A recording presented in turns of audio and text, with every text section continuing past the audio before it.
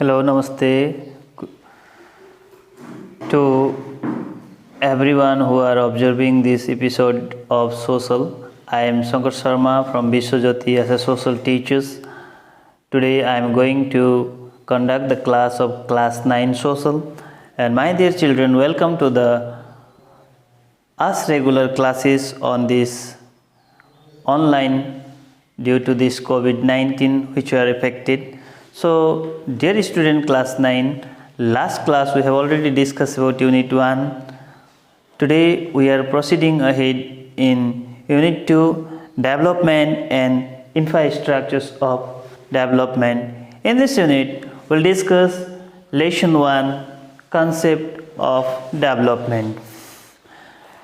So, in previous class also we will learn about what is development, why development is required, and what are the various ways we can obtain development. So here it's very clear, development means progressive or gradual changes which occurs in every sectors of human life.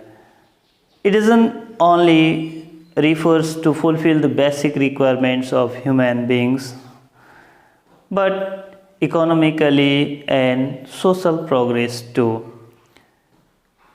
Development is not fixed, it is always changeable. It may be slow or fast according to country or its people related. So dear children, according to UN Charter, one definition is provided by UN Charter on development. According to UN Charter, development is related not only within the materialistic need of people, but also with the improvement of social condition. Hence, development doesn't mean economic development only, but it means social, cultural improvement of human being.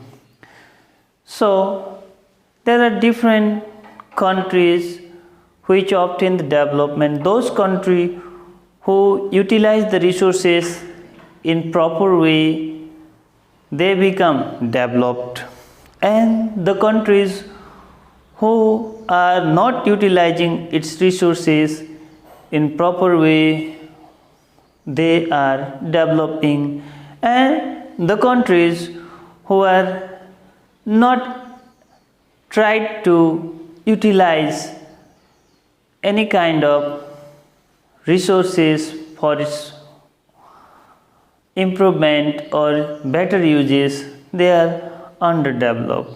So let's discuss what is developed country. The countries which are being developed at a rapid pace and are gaining high standard of living are called developed countries. As you know, developed countries people are well educated, good health facilities, well coordinated in cooperative works. Therefore, their economic standard or per capita income also is very good, and that country are known as developed country. As for example, here are so many countries like USA, Canada, South Korea, German, who are called developed countries. So dear children, like this we proceed to ahead developing countries. Let's see developing countries, the countries which are being developed at a slow pace and have a slow economic and technical growth rate are called developing countries. In developing countries also, the work is done slowly. Economic status is also not so good compared to developed countries, or we can say that the people of developing countries do not have proper balanced diet, or they cannot fulfill their basic requirements, or they are not looking after their health condition, their life expectancy is also not so good compared to developed countries. So every developmental works are also not progressing rapidly. For example, there are so many countries like Nepal, Bangladesh, Bhutan, Ethiopia, etc., which are categorized under developing countries in the world. So, my dear children, Nepal itself is rich in resources, naturally gifted. So, people of Nepal should think positively, united together, utilize its resources properly so that on the way in the coming days Nepal could also get development progress rapidly and can reach in developed countries categories. Though it has lot of resources, people are well qualified, but also Nepal can't utilize its resources due to many reasons. As you know, every people should think cooperatively for the upliftment of nation and proper utilization of the resources, then only Nepal also could come further ahead. So my dear children, next we proceed after developed and developing countries. Our next topic is gross domestic products, GDP. In short form we say GDP, gross domestic products. Dear children, what is gross domestic products? Yeah, the monetary value of all goods and services produced within a nation's geographical border over a specific period of time is known as gross domestic products. In simply, we can say that whatever the goods we produce within one country which belongs to a nation is known as gross domestic products. So next we see gross national products, GNP. So what is GNP or gross national products? The economic statistics that includes gross domestic products plus any income which is earned by residents from overall investment minus income earned within the domestic products economic by overseas resources is called gross national products. So dear children, there is little differences between gross domestic products and gross national products. So next we can see that PCI, that means per capita income. What is per capita income? The average earning of any individual of a country within a year is called per capita income.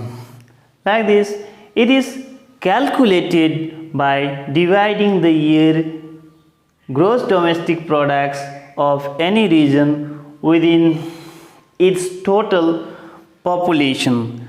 Per capita income is generally expressed in US dollar, and mathematically it has the formula gross domestic products divided by total population, then we can get per capita income of that country.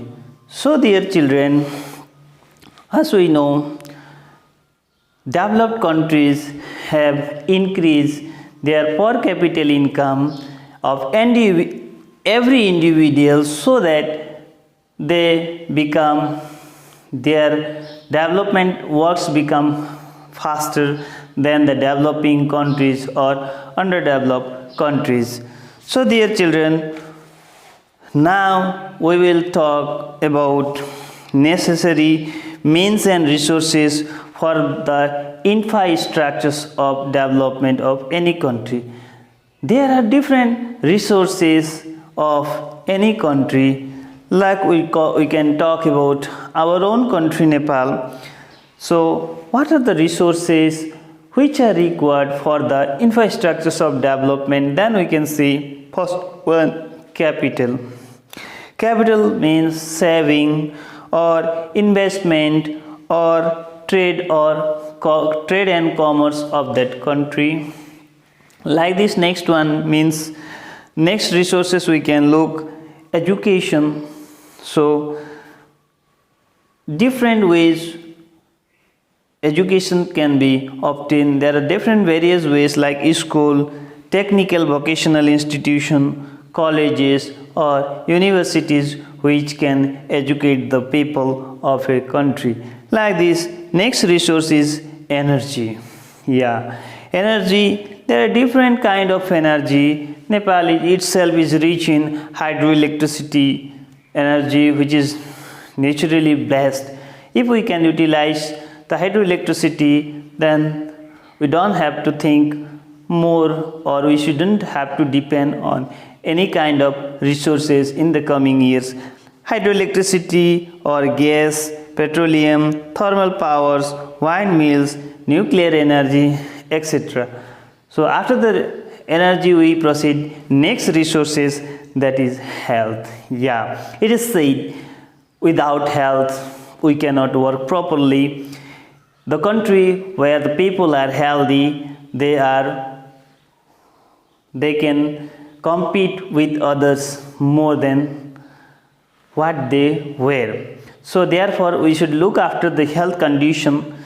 So every people should know about the importance of health. If we protect healthy human beings, if we produce healthy human beings, then we can work more longer than others, then our thinking, our working ways become better than others. Health post centers, hospitals, health workers, medicine, and so many are related in health sectors.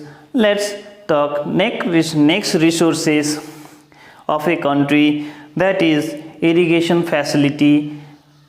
Nepal itself is agricultural country and full of water resources. Many rivulets are here. So if our irrigation facilities are better managed, then our farmers could produce lot of food grains or cash crops, so they can become self-dependent in the coming days.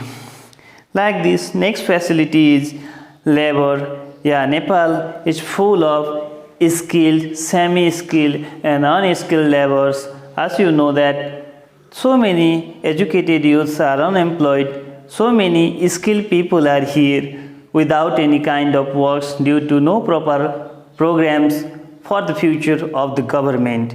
So government should think for coming days, for the new generations and young unemployed ones. Like this, next one, market.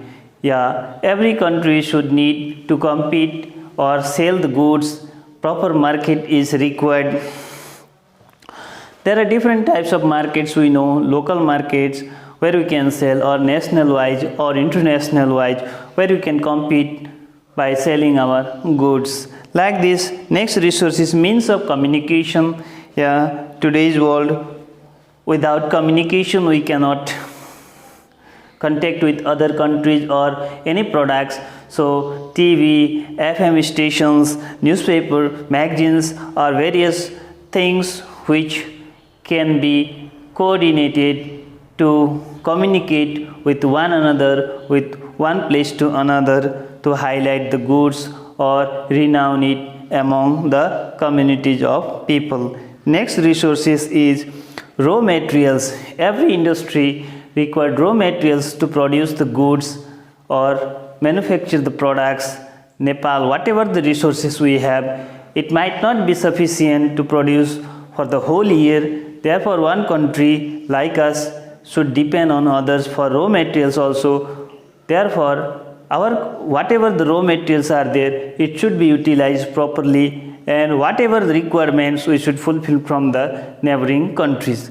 Like this, next resource is trade and commerce. It is also without trading with another country, without commercialization, we cannot progress our country. Next resource is transportation.